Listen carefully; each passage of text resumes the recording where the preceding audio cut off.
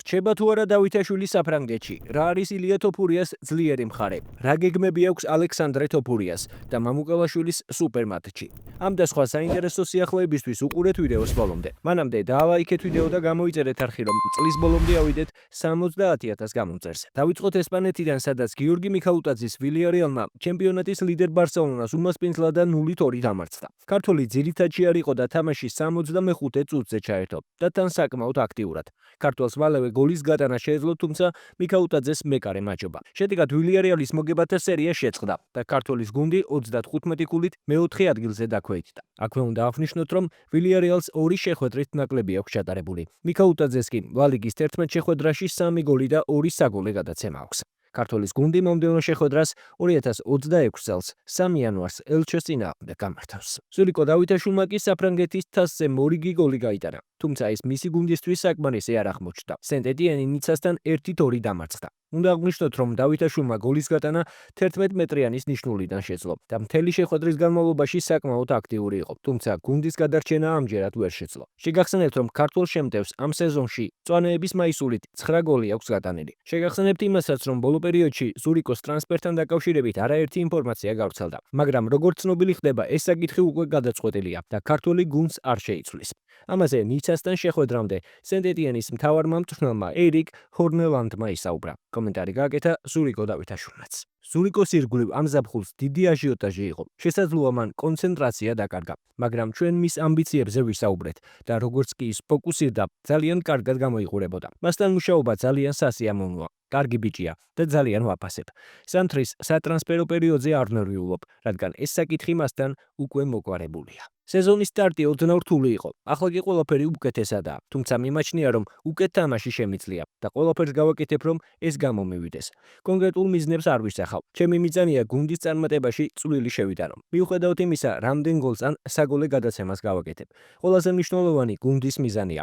მომდევნო შეხვედრების მოგება და ლიგა 1-ში დაბრუნება. ჩემი აზრით, გვყავს ხარისხიანი გუნდი, ლიგა 1-ის დონის, თუმცა ლიგა 2 რთული ჩემპიონატია. ყოველ ტურში ვხედავთ, რომ ჩვენი მეტოქეები ძლიერები არიან. სეზონის მეორე ნახევარში უკეთ უნდა ვითამაშოთ.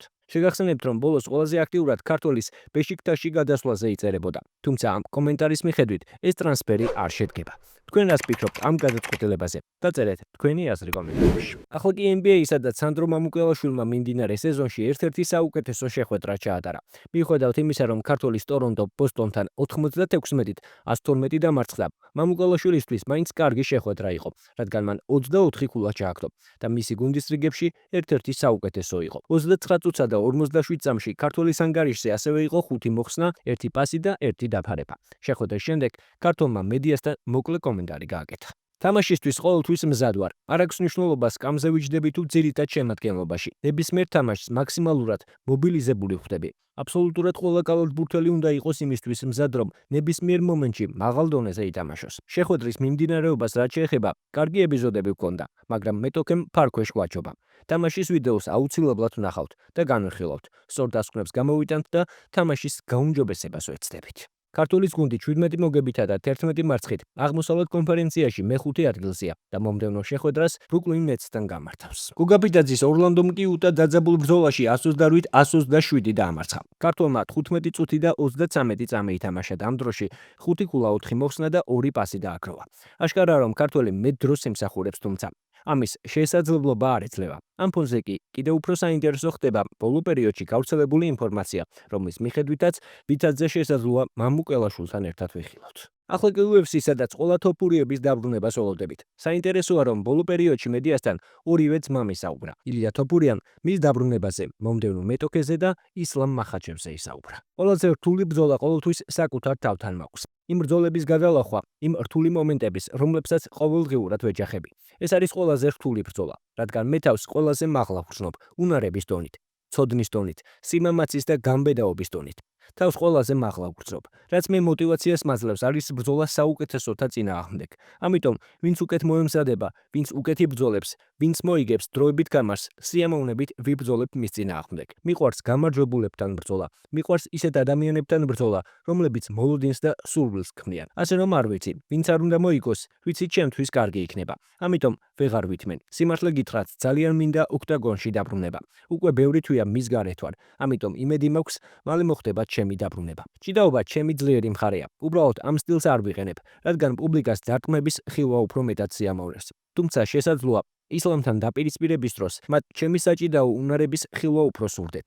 სცენარი ასეთი იქნება. მახაჩევთან დგომში დომინანტი ვიქნები. საჭირო ადგილებში 3-4 დარტყმას მივაყენებ და შემდეგ ხაბიბ ნურმაგომედოვის თვალწინ მახრჩობელა ილეთით დავამარცხებ. თუ მახაჩევი წინააღმდეგობას დააპირებს, თავს სიამოვნებით გაუხეთქავ. ისინი იმდენად ქედმაღალი და ამპარტავანი ხალხია, შესაძლოა ხაბიბი საქმეში ჩაერიოს, მაგრამ მასაც გავუსწორდები. შეგახსენებთ, რომ ქართველმა მებრძოლმა ოჯახური პრობლემების გამო რამდენიმე თვიანი პაუზა აიღო, რის გამოც UFC დროებით ჩემპიონს ჯასტინ გეიჯისა და პედი პიმბლეტის ბრძოლაში გამოამლეს. მათ შორის გამარჯვებულს კი ილია თოფურია დაუპირისპირდება. პედიასთან როგორც გითხარით, ასევე ისაუბრა ალექსანდრე თოფურიამაც. მისი თქმით, UFC-ს ქამარზე უფრო მნიშვნელოვანი მიზანი არ არსებობს, მაგრამ როდესაც ქამარს მერაბი ფლობს, ის შვიდად არის. რადგან მერაბი ახლო ჩემპიონი არ არის, თუმცა ეჭვი არ მეპარება, რომ მერაბი დაბრუნდება და პიოტრიანს ქამარს წაართმევს, მაგრამ თუ ამ მომენტისთვის მერაბს ამოვიღებთ განტოლებიდან, ერთადერთი ვინც მაინტერესებს ჩემპიონია. არ ვამბობ, რომ ამას ვიმსახურებ, მაგრამ ის რაც მინდა, სახელი რომელიც მაინტერესებს, არის ის, ვისაც ქამარი უჭირავს. ეს მერაბს არ ეხება. თუ მერაბი ჩემპიონია, მე მშვიდად ვარ. არსად ვჩქარობ, მაგრამ ახლა, როცა ის ჩემპიონი არ არის, ჩემი მთავარი ინტერესი პიოტრიანია. თუმცა ეჭვი არ მეპარება, რომ მერაბი დაბრუნდება და ისევ ჩემპიონი გახდება. სხვა პასუხი არ არსებობს. სწორედ ამაზე ვმუშაობ. რა თქმა უნდა, საკუთარ თავს ჩემპიონად ვხედავ. რა თქმა უნდა, ჩემს მასაც ჩემპიონად ვხედავდი. იქამდე, სანამ UFC-ში დებიუტი ჰქონდა და იქამდე, სანამ პროფესიონალი გახდებოდა. ჩემი მიზანი ყოველთვის ქამარი იყო, როგორც მწვრთნელის, ისე მებრძოლის რანგში. მიზანი ყოველთვის ეს იყო, როგორც მწვრთნელმა ამ მიზანს მივაღწია. ახლა მოვიდა დრო მივაღწიო როგორც მებრძოლმა და თავგადასავლით ვტკბები. ამიტომაც, როდესაც ზეწოლაზე მეკითხებიან, სულ პასუხობ, არანაირ ზეწოლას არ ვგრძნობ. ვტკბები ამ მოგზაურობით, ვტკბები ამ ისტორიით. ეს ჩემი ისტორია, რომელსაც თავად ვწერ. ჩემს გუნდთან, ჩემს ოჯახთან, ჩემს გულშემატკივრებთან ერთად. ვაკეთებ იმას, რაც ჩემგან მოითხოვება. შევდივარ გალიაში და 100%-ს ვდებ. ეს არის ის, რასაც აქამდე ვაკეთებდი და ის, რასაც გავაკეთებ. რა მოხდება მომავალში? ეს ღვთისნებაა. ამის კონტროლი მე არ შემიძლია. რაც შეეხება იმას, რისი კონტროლით შემიძლია. გარწმუნებთ, რომ ყოველთვის ვიმოძრავებ წინ და ყოველთვის ჩემი შესაძლებლობების 100%-ს დავდებ. მომავალ წელს ალბათ მინიმუმ 2 ბრძოლა მექნება. შეიძლება 3-იც. 4-ჯერ არ ვიჩხუბებ. ეს შეუძლებელია. ძირითადად იმიტომ, რომ წონის კლებაც მიწევს და ეს ადვილი არ არის. განსაკუთრებით ჩემთვის. საქმე იმაშია, რომ ეს ჯანმრთელობაზე აისახება. ეს ძალიან დიდი შრომაა. ასე რომ ვფიქრობ, 2 ან 3 ბრძოლა კარგი იქნება. ვნახოთ, რას გვიმზადებს მომავალი, მაგრამ ცხადია, მთავარი მიზანი არის ზრდა, როგორც სპორტის შიგნით, ასევე მის გარეთ. ბრძოლების მოგება და გამარჯვების მოპოვება. რა თქმა უნდა, პირველ ფინიშსაც ველოდები, ნოკაუტს. ასე რომ ღმერთის წყალობით 2026 წელს რამდენიმე ფინიშს ან ნოკაუტს მივიღებთ. არ ვარ ის ადამიანი, ვინც იტყვის, რას ვიმსახურებ და რას არა, მაგრამ მოდით რეალობას შევხედოთ. რეალობა კი ისაა, რომ ტოპ 15-ში ადგილს უკვე ვიმსახურებ, რადგან ბეგზად ალმახანმა უმარს ეჩხუბა, უმარმა კი მალევე ქამრისთვის იჩხუბა. ასე რომ შემიძლია ტოპ 15-ის მებრძოლთან ვიჩხუბო. ვნახოთ, რას შემოგთავაზებს UFC, მაგრამ უნდა იყოს ისეთი რამ, რაც წინ წამომწევს. რეიტინგში უკანსვლას არ ვაპირებ, წინსვლას ვცდილობ. ტოპ 15-ში, ტოპ 10-ში და ტოპ 5-ში რომ მოხვდე და მე რა თქმა უნდა ღვთისნებით ქამარიც მოვიქო. თქვენ ვის ისურვებდით ალექსანდრეს შემდეგ მეტოქეთ? დაწერეთ თქვენი აზრი კომენტარებში და რა თქმა უნდა, ბოლოს წარმატებები ვუსურვოთ ქართველ სპორტსმენებს. აქვე თუ დაგავიწყდა, დალაიქე ვიდეო, გამოიწერე არხი და ჩართე ზარისხილაკი, რომ არ გამოგჩეს შემდგომი საინტერესო სიახლეები.